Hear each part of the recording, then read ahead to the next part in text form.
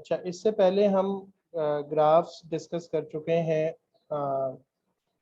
जब हमारे पास function quadratic होता है, और हमने डिस्कस किया जब हमारे पास क्यूबिक होता है, और फिर इसी तरह हमने रेसिप्रोकल फंक्शंस के ग्राफ्स को भी डिस्कस किया है। अब उसमें जो आखिरी टाइप है वो है एक्सपोनेंशियल फंक्शंस के ग्राफ की। अच्छा, अभी मैंने जितने आपको ग्राफ्स गिनवाए ना, ये अभी हम बाद में देखेंगे भी, ये के सारे ना कर्व्स होते हैं, नॉन लीनियर होते हैं। तो ये जो नॉन लीनियर ग्राफ्स हैं, इनके हवाले से हमें 3-4 जो है ना बेसिक उनकी नो हाउ हमें रखनी है, और फिर इससे रिलेटेड जो क्वेश्चंस हैं वो हम कर सकते हैं। तो सबसे पहले ये कह रहे हैं कि graph of y is equal to a raise to x and y is equal to k times a raise to x। तो एक्सपोनेंशियल जो ग्राफ होगा उसके अंदर होगा ये कि आपका जो इंडिपेंडेंट वेरिएबल है वो इंडिपेंडेंट वेरिएबल खुद एक्सपोनेंट में यानी पावर में होगा। फिर उसकी कोई बेस होगी, उस बेस को हम क्या कह रहे हैं, a कह रहे हैं। और हो सकता है कि उस बेस के साथ एक कोई कोफिशिएंट भी मौजूद हो जिसको हम क्या कह रहे हैं, k कह रहे हैं। ठीक है, ये भी हो सकता है कि कोई कोफिशिएंट ना हो, 1 हो, तो वो simple y is equal to some constant raise to x, ये वाला ग्राफ हो। तो ये भी हो सकता है कि हमारे पास कोई कोफिशिएंट k हो और फिर उसके साथ आपके पास एक्सपोनेंशियल ग्राफ हो। अच्छा, अभी फिलहाल हम ये देखते हैं कि अगर हमारा कोफिशिएंट 1 है, कोई कोफिशिएंट नहीं है उसके साथ, तो ग्राफिंग सॉफ्टवेयर की मदद से हमें देखना है कि 2 raise to x, 3 raise to x, 4 raise to x और 5 रेज टू एक्स, इनके कैसे ग्राफ्स बनेंगे, क्या चेंजिंग आ रही है इन सब में। हम सिर्फ ये कर रहे हैं कि वो जो बेस है ना उसको 1 बाय 1 क्या कर रहे हैं, इंक्रीज कर रहे हैं। देखें, सबसे पहले आपने देखा 2 रेज टू एक्स का ग्राफ, ये ग्राफ जो है ना एक्सपोनेंशियल फंक्शन का ग्राफ कहलाता है। ठीक है, इसने y एक्सिस को कहाँ कट किया, 1 पे। उससे पहले क्या हो रहा है, उससे पहले ये हो रहा है कि ये x एक्सिस को अप्रोच कर रहा है, यानी ये x एक्सिस के करीब होता जा रहा है, करीब होता जा रहा है, लेकिन ये कभी भी एग्जैक्टली x एक्सिस को कट नहीं करेगा। तो इसको हम इस तरह फ्रेज करते हैं कि it is approaching negative x axis. ठीक है, और इसी तरह अगर आप इसको यहाँ देखें तो ये क्या हो रहा है, ये वर्टिकल होता चला जा रहा है, लेकिन इसकी वैल्यू जो है ना इंक्रीज होती जा रही है एकदम। अच्छा, अब आप इसके साथ देखें, जब हम 2 के बजाय 3 रेज टू एक्स कर रहे हैं तो क्या फर्क पड़ रहा है, 1 से ही क्रॉस हो रहा है, लेकिन उसका जो कर्व है ना उसमें थोड़ा सा डिफरेंस आ रहा है, वो y एक्सिस से करीब हो गया है। अब आप देखें 4 रेज टू एक्स, तो 1 से पहले x एक्सिस से ज्यादा करीब हो गया, नीचे से यूं टर्निंग है, और 1 के बाद y एक्सिस से ज्यादा करीब हो गया, ज्यादा स्टीप हो गया। और ये 5 वाला देखें, ठीक है, 5 वाला बाकी सब के मुकाबले में सबसे ज्यादा x एक्सिस से करीब है। तो इसका मतलब है कि अगर हम x की बेस को इंक्रीज करेंगे तो हमारा जो कर्व होगा वो y एक्सिस से ज्यादा करीब हो जाएगा, और ये उस पोर्शन में होगा जब वो y एक्सिस को इंटरसेक्ट कर चुका है। y एक्सिस के इंटरसेक्शन से पहले वो negative side of x axis से ज्यादा करीब हो रहा है। एक और बात आप नोट करेंगे कि इन सारे ग्राफ में थर्ड और फोर्थ क्वाड्रेंट में कुछ नहीं है, सारी प्लॉटिंग कहाँ हो रही है, फर्स्ट और सेकंड में।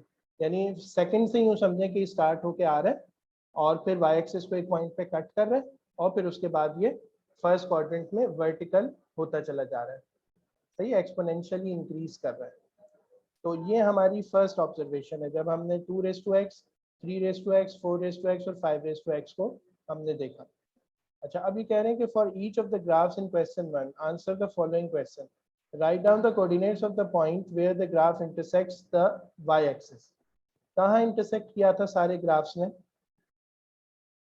0 1, कहाँ इंटरसेक्ट किया है, सारे ग्राफ्स ने वाई एक्सिस को सेम पॉइंट पे इंटरसेक्ट किया है और वो सेम पॉइंट 0, 1 है। As x increases, what happens to the value of y?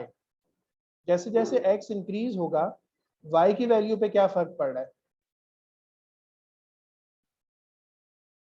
1 से पहले y ज्यादा इंक्रीज नहीं हो रहा था, लेकिन ये जो point of intersection of y axis है उसके बाद जैसे जैसे x इंक्रीज हो रहा है y उसके मुकाबले में क्या हो रहा है? बहुत ज्यादा इंक्रीज हो रहा है। सही है। तो जैसे जैसे x इंक्रीज हो रहा है y बहुत तेजी से इंक्रीज हो रहा है y एक्सिस के इंटरसेक्शन के बाद। Does the graph intersect the x axis?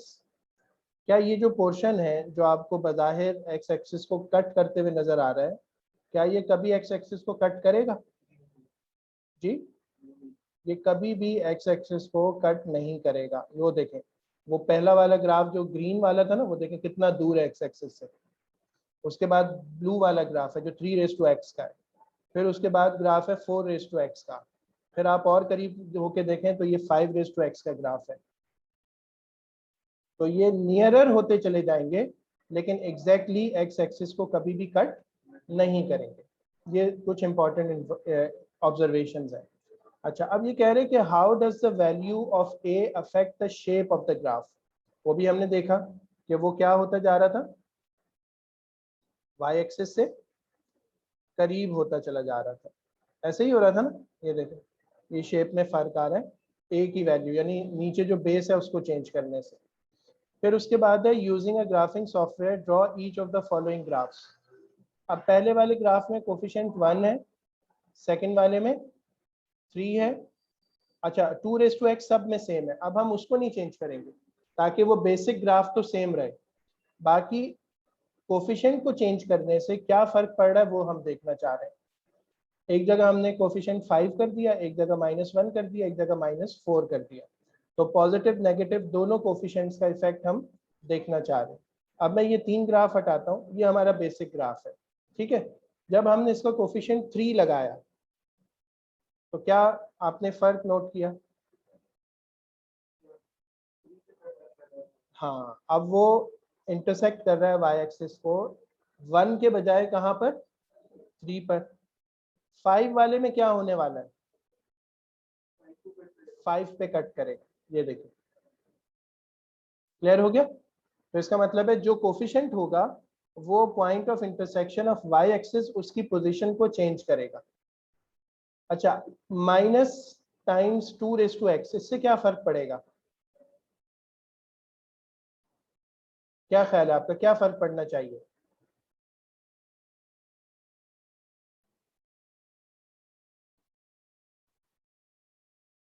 चलें देखें, ये फर्क पड़ेगा।